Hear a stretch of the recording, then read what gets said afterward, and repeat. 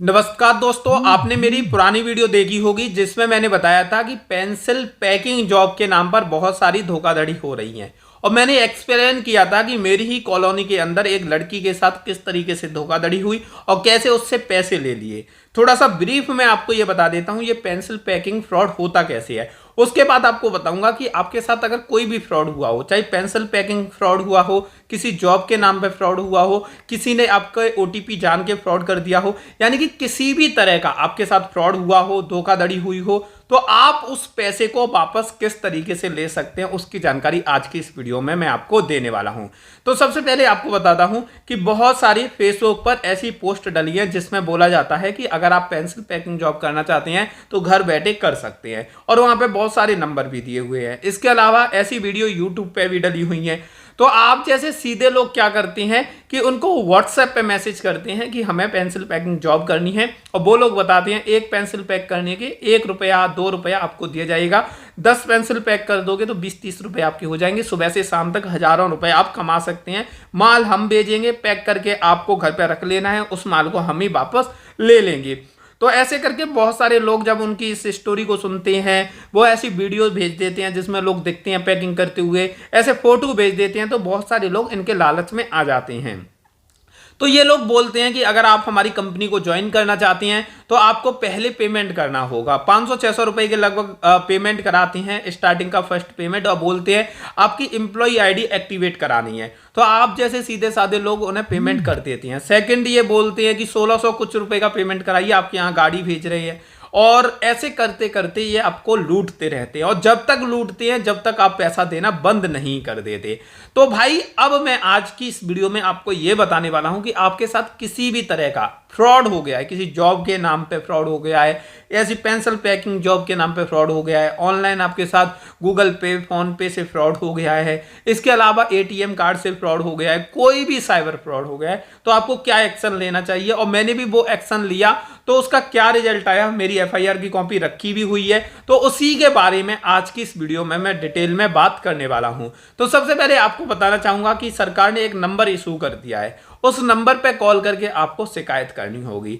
तो उस नंबर है 1930। तो ये 1930 एक नंबर है जो कि साइबर क्राइम डिपार्टमेंट का एक नंबर है। आपको क्या करना होगा वो मैं अब आपको समझाता हूं। सबसे पहले आपको इस नंबर पे कॉल करना होगा, कॉल करके अपना पूरा इशू शेयर करना होगा, उन्हें बताना होगा कि हमारे साथ किस तरीके से धोखाधड़ी हो गई है। आपको पूरी जानकारी उनको शेयर कर देनी है, कोई भी बात छिपानी नहीं है, कब पेमेंट हुआ है, क्या हुआ है, सारी डिटेल शेयर कर देनी है। उसके बाद वो एक कंप्लेंट नोट कर लेंगे। कंप्लेंट नोट करेंगे तो आपको मैसेज भी आ जाएगा कि आपकी कंप्लेंट नोट हो गई है, और नीचे एक लिंक दिया होगा, आपको उस लिंक पर क्लिक करना है, अपनी मोबाइल नंबर और ओटीपी वगैरह डाल के लॉगिन कर लेना है। नीचे एक ड्राफ्ट का ऑप्शन दिखेगा, ड्राफ्ट पे आपको क्लिक करना है। क्लिक करने के बाद आपको अपने जो ट्रांजैक्शन हुए हैं या आपके पास जो स्क्रीनशॉट वगैरह हैं वो आपको अपलोड करने हैं, और जो भी डिटेल उसमें मांगी जा रही है बाकी की वो सबमिट करके उस कंप्लेन को फाइनल सबमिट कर लेना है। अब आप में से बहुत सारे लोग ये कहेंगे कि हमें तो वो सबमिट करना नहीं आता, हमें तो वो डिटेल देना नहीं आता। तो आप किसी भी पढ़े लिखे इंसान से या आपके आसपास साइबर कैफे हो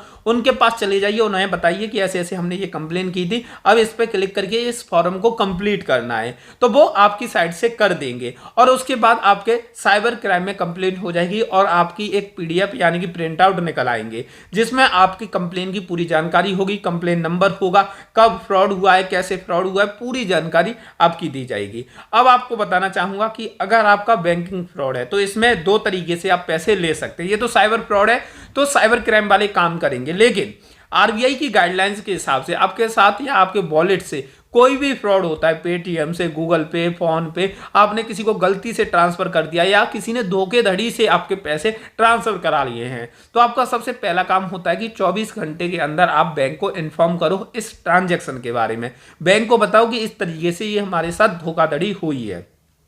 अब बैंक को किस तरीके से बताओगे? 2 तरीके हैं बैंक को बताने के। पहले आप बैंक की ब्रांच में जाइए और एक रिटन एप्लीकेशन दे आइए कि इस तरीके से हमारे साथ धोखाधड़ी हो गई है, इतने पैसे हमारे काट लिए गए हैं। दूसरी कंडीशन है कि आप कॉल करो कस्टमर केयर को, जो कि बैंक के कस्टमर केयर होते हैं, और उनको पूरा इशू शेयर करो कि इस तरीके से हमारे साथ धोखाधड़ी हुई है, और वो पूरे आपकी ट्रांजेक्शन को वो आपकी एक कंप्लेन को नोट कर लेंगे और जिस भी अकाउंट में पैसा गया होगा आपके खाते से, जिसके खाते में भी गया होगा, बैंक उस बैंक को इन्फॉर्म कर देगी और उस अकाउंट को फ्रीज पे लगा देगी। फ्रीज यानी कि रोक देगी। रोकने के बाद इसकी जांच पड़ताल की जाएगी और जिसके खाते में पैसे ट्रांसफर किए हैं उससे पूछा जाएगा, सवाल जवाब किए जाएंगे कि ये ट्रांजैक्शन कैसे हुआ, कहां से हुआ, और उसके बाद ये सही पाया जाता है कि आपसे फ्रॉड तरीके से किसी ने पैसे ट्रांसफर करवाए गए हैं तो वो रिवर्स ट्रांजैक्शन हो जाएगा, यानी कि वापस आपके खाते में बैंक के थ्रू वो ट्रांजैक्शन वापस कर दिया जाएगा। दूसरी कंडीशन, जब ट्रांजैक्शन बहुत छोटा होता है तो बार बार आप बैंक के चक्कर नहीं लगा सकते, तो बैंक ने कहा है कि आप बैंक के कस्टमर केयर पे कॉल कर दीजिए। दूसरा, सरकार ने कहा है कि आपको साइबर क्राइम का जो नंबर दिया है उस पे आप कॉल करके शिकायत दर्ज कर दीजिए। अब आप कहोगे कि जब बैंक से इशू सॉल्व हो सकता है तो आप ये साइबर क्राइम की क्यों बोल रहे हो कि साइबर क्राइम से आप कंप्लेन कर दीजिए, साइबर क्राइम को बता दीजिए, क्यों बोल रहे हो? तो दोस्तों आपको बताना चाहूंगा कि बहुत बार जब ट्रांजैक्शन छोटा होता है तो बैंक उस पर एक्शन नहीं लेती, बैंक उन चीजों को इग्नोर करती है। अब आप कहोगे कि बैंक क्यों इग्नोर करेगी? तो दोस्तों कभी बैंक इग्नोर नहीं करती, लेकिन बैंक में जो एम्प्लॉय होते हैं, काम करने वाले व्यक्ति होते हैं, वो क्या सोचते हैं कि यार इनकी क्या कंप्लेन करो, 500-600 रुपए का ट्रांजैक्शन है, क्या इनके मामले को हाईलाइट करो, तो वो आपके एप्लीकेशन को ऐसे ही छोड़ देते हैं, जिस वजह से आपकी कंप्लेन कभी भी हाईलाइट नहीं हो पाती, बैंक के अधिकारियों तक नहीं पहुंच पाती और जब भी आपके पैसे वापस नहीं आ पाते। इसलिए मैं आपको बोल रहा हूं कि जब आप कंप्लेन करोगे साइबर क्राइम में, तो साइबर क्राइम में जैसे ही कंप्लेन होती है तो साइबर क्राइम डिपार्टमेंट की तरफ से एक एप्लीकेशन बैंक को भेजा जाता है कि इस तरीके से इनका ये फ्रॉड हुआ है, इस केस की जांच करवाइए। तो बाई चांस आपकी बैंक की तरफ से कोई एक्शन नहीं लिया जा रहा, बैंक के मैनेजर ने या बैंक के एम्प्लॉय ने आपकी एप्लीकेशन को इग्नोर मार दिया है, तो साइबर क्राइम की तरफ से जब कंप्लेन जाएगी तो उसके बाद वो उस पर एक्शन जरूर लेंगे। अब बहुत सारे लोग यहां पर ये कहेंगे कि हमारे साथ फ्रॉड हुआ था लेकिन हमारे पैसे आज तक वापस नहीं आए, बैंक में भी कंप्लेन कर दी, अब हम क्या करें? तो आपको मैं बताना चाहूंगा कि अगर आपने सारी कोशिश कर ली है और आपको लगता है कि आपके पैसे नहीं आए और आपके पैसे फ्रॉड तरीके से किसी ने निकाल लिए या कोई भी फ्रॉड ट्रांजैक्शन के माध्यम से आपके पैसे निकल गए, तो आप उस कंडीशन में क्या कर सकते हैं? तो मैं उसके लिए एक सजेशन आप लोगों को देना चाहूंगा कि अगर आपके साथ ऐसा हुआ है तो आरबीआई की गाइडलाइंस के हिसाब से, अब बहुत सारे लोग ये कहेंगे कि ये आरबीआई आप बोल रहे हो, आरबीआई है कौन? दोस्तों हर किसी के ऊपर एक अधिकारी होता है, जैसे अधिकारियों के ऊपर अधिकारी, उसके ऊपर अधिकारी, ऐसे ही सभी बैंकों के ऊपर एक बैंक होती है, उसका नाम है रिजर्व बैंक ऑफ इंडिया, जिसे शॉर्ट में कहते हैं आरबीआई। नोट के ऊपर आपने आरबीआई लिखा होगा, ये वही बैंक है जो नोट इशू करती है और आरबीआई इन सभी बैंकों के ऊपर रहती है, इनके लिए गाइडलाइंस बनाती है। अगर ये किसी नियम का पालन नहीं करते तो इनके ऊपर पेनल्टी भी आरबीआई लगा देती है। तो आपको क्या करना है? आपने देखा कि आपकी बैंक सुनवाई नहीं कर रही, साइबर क्राइम से भी कोई रेस्पॉन्स नहीं आया, तो जैसे आपने बैंक में कंप्लेन की है या जब आपके साथ फ्रॉड हुआ उसके 28 दिन बाद या 30 दिन बाद आप आरबीआई की वेबसाइट पर जाके अपनी बैंक की शिकायत कर सकती हैं।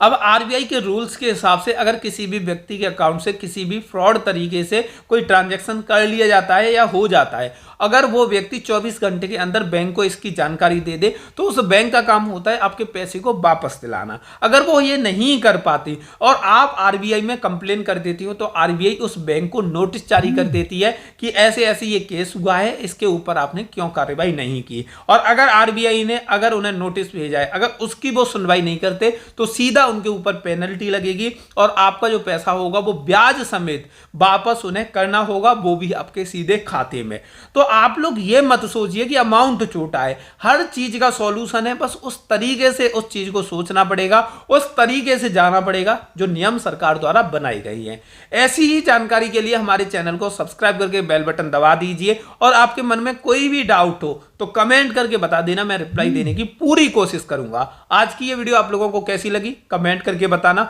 वीडियो अच्छी लगी हो तो लाइक कर देना और जिन लोगों ने चैनल को सब्सक्राइब करके बेल बटन नहीं दबाया है वो जल्दी से जल्दी दबा देना, जिससे ऐसी वीडियोज की अपडेट आप लोगों को इन फ्यूचर मिलती रहे। आज की ये वीडियो देखने के लिए आप सभी लोगों का तहे दिल से बहुत बहुत धन्यवाद।